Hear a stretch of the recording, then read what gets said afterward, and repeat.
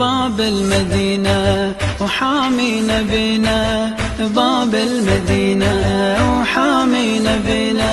علي علي علي علي علي منهج، علي تلهج باسمك املاك السماء، علي صولة وعلي جولة، علي بتار ودماء، علي سجدة على خده للعلي دمعة همة، علي غيرة وعلي غيرة من كفول فاطمة. We get to the 0 hour and it doesn't, so I'm just gonna improvise. I'm gonna do what teachers do in the classroom. I was asked to discuss the problems at the high school level. I have spent half of my educational career at the high school level. First 10 years as a teacher, last 5 years as a principal. And I spent the other half at the middle school level. From 6th, 7th, and 8th grade, I also spent 15 years at that level. So I can humbly say that I do understand children. I can humbly say that I have seen many problems and issues that we as a community and we as a culture and we as a nation deal with on a daily basis. Let me start by saying that our problems are not different.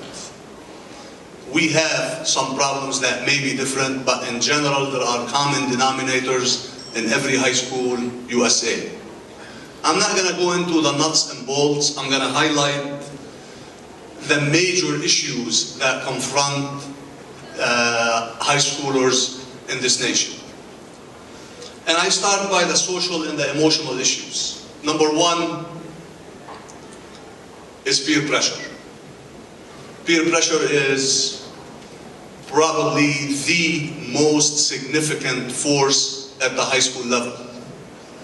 Children can exert a lot of pressure on other children to do things that we can't even imagine sometimes. And from peer pressure, we can go in different directions. I can start with drugs, I can go into liquor, I can go into prescription drugs, which is a problem that is on the rise at our high schools. Prescription drugs probably is one of the most killer problems that we face right now because it's very difficult to detect. You know, back at the high school days, I used to bring the dogs, 2-3 times a year to walk down the hallways, sniff the lockers. But prescription drugs is not something that can be detected. So I'm going to say it in plain English. Drugs are a problem in every high school in the USA. And don't let anybody tell you otherwise. Don't put your hand in the sand and pretend it doesn't exist. It is a problem that exists in every high school. Along with the other issues that are caused by peer pressure. Liquor. Kids at the age of 15, 16, 17, they want to get a taste of adulthood. Liquor becomes a must-do because if you have liquor, you become an adult. At least this is how it is advertised among kids. So our role becomes very critical on how to address issues like that, which I will get to a little later on. Anger at the high school. Anger also is a major issue. Kids come to school with a large backpack. I call it the backpack. The backpack is the baggage that the kids come to school with. And that backpack sometimes may be filled with very legitimate issues. A lot of pressure is put on children at that age. Sometimes they may be the breadwinner for the household. Sometimes they may be working a job or two, trying to support the family. And the pressure mounts and mounts, so they come to school and some way, somehow that volcano erupts. Cultural assimilation.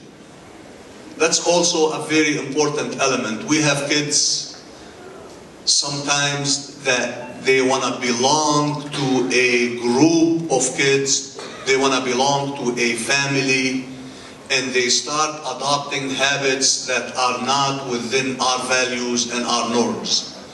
You see that problem, sometimes you see one of our kids walking like somebody else or dressing like somebody else.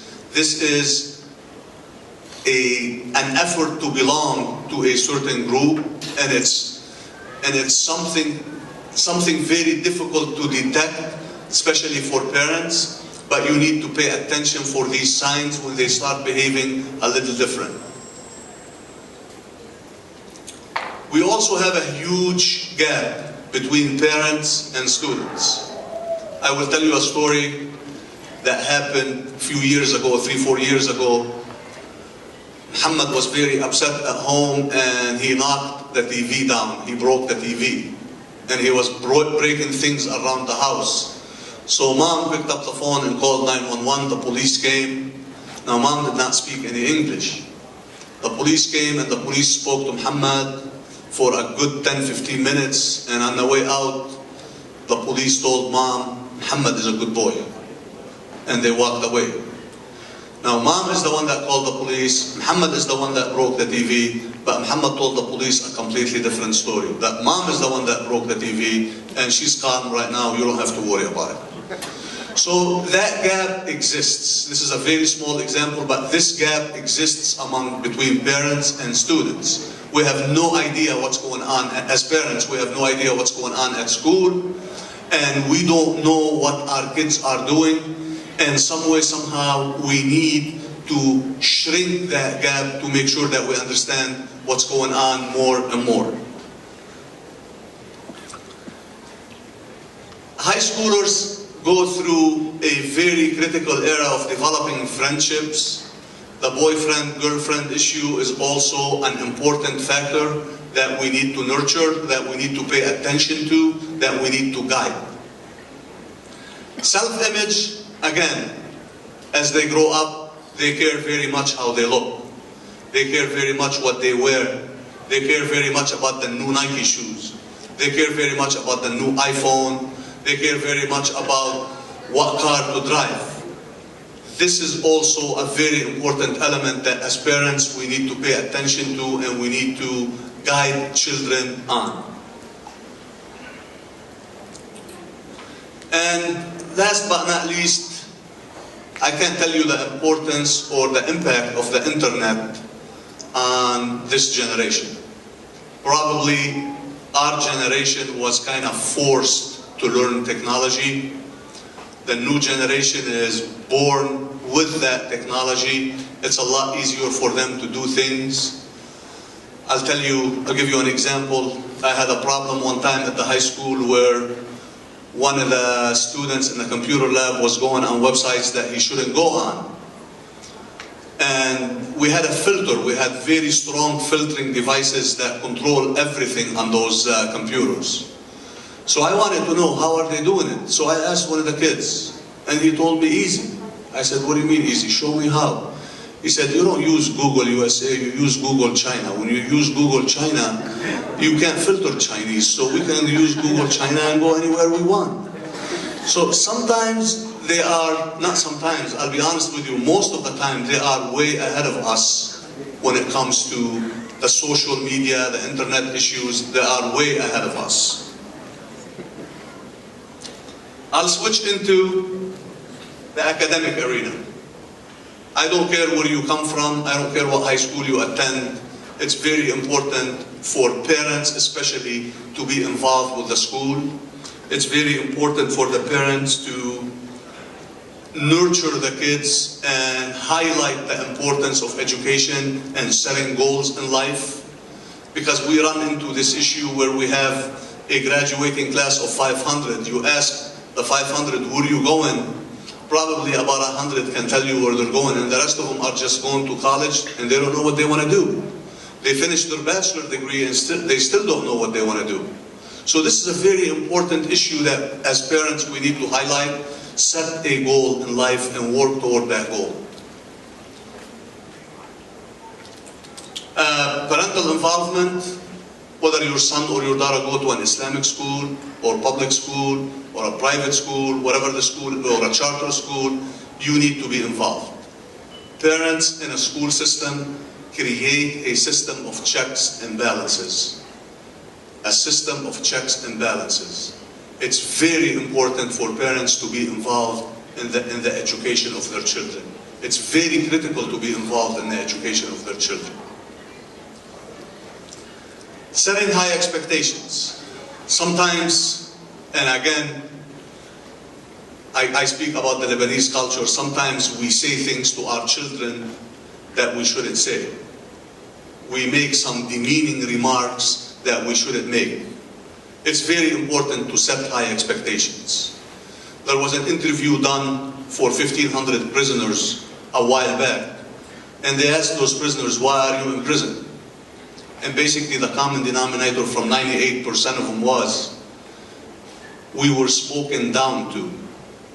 Whether it's a parent or a teacher or somebody set very low expectations for us, and we lived down to those expectations. Another issue is lack of preparation. Lack of preparation at the high school level especially. You need to be involved, you need to make sure that your children are being prepared, they are taking the right classes. They're not taking what they call the blow-off classes, a class that I get an A in, it looks good on the transcript, but it's not going to get me anywhere. So you need to be involved and make sure that they are prepared for college.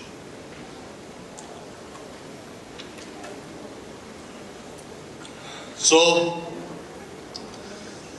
to address some solutions, since we are in the conference of Imam Ali alayhi salam said in something similar that the first 5 or the first 7 you play with them, and the second 5 or the second 7 you discipline them, and the last 7 you need to befriend them, you need to be a brother to them, you need to be a very close friend to them, to the children I mean.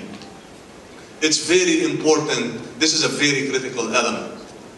You know, I remember my childhood, if we broke a dish, we were afraid to tell mom that we broke a dish, because after we break a dish, we're going to take a beating. When we were kids, if we fell while playing and we injured our knees, we had to cover it, because when we come home and we show it to mom, again, we're going to take a beating because we fell. That approach probably worked with us 30, 40, 50 years ago. It does not work with our children. We need to make sure that they can tell us anything. We need to make sure that they will tell us anything. Especially at the time that they get in trouble, we need to create a safety zone for them to come and tell us, I made a mistake. I got a speeding ticket yesterday. I got into a fight yesterday.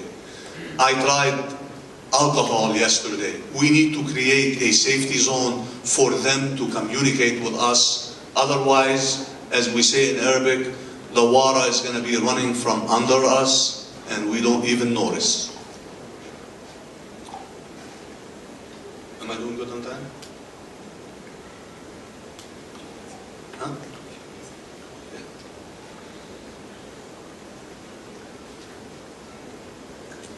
I've always advised parents, especially with school-aged children, to create what it's called study time. Without going into too much details, kids come home and tell you, we finished our homework in school, we did this in school, we did that in school. That is absolutely not true. There is no work that gets done in school. When they come home, there has to be a slot of time, and you as a parent, you need to mandate that this slot of time, it's called study time. And parents tell me, what if they told me they finished? And I tell them, very easy. You don't need a PhD to check if they finished or not. Ask them for their social studies book. And ask them what chapter they're on. And open on chapter 17 and ask them 3 questions. I guarantee you they can't answer them. So tell them this is study time. You need to study. And you can develop that habit after 2 or 3 or 4 weeks. The TV is off, they're going to sit, they're going to study, and believe me, it will make a huge difference with the grades and the preparation. Friendship. You need to know who the friends are. You know, in Arabic we say, قُلْ لِمَنْ تُعَاشِرْ أَقُولُ لَكَ مَنْ أَنْتَ.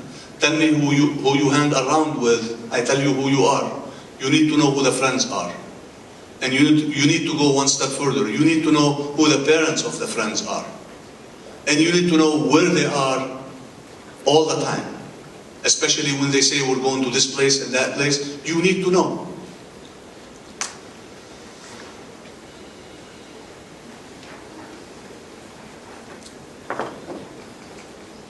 Networking with other parents also can teach you a lot.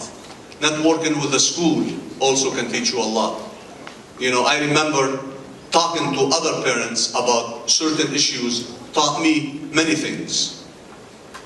And like I told you, I can give you hundreds of examples how children are ahead of us. You know, one parent told me one time, well, they can't go on Facebook because I suspended their account and I took their username and password away, so they can't go on Facebook. And I found out that, you know what? Yeah, that's true. You can do that, but in a matter of seconds, they can create another account with a new username and a new password, or they can use their friend's username and password. So they have so many ways that we can't even think of to stay ahead of the game.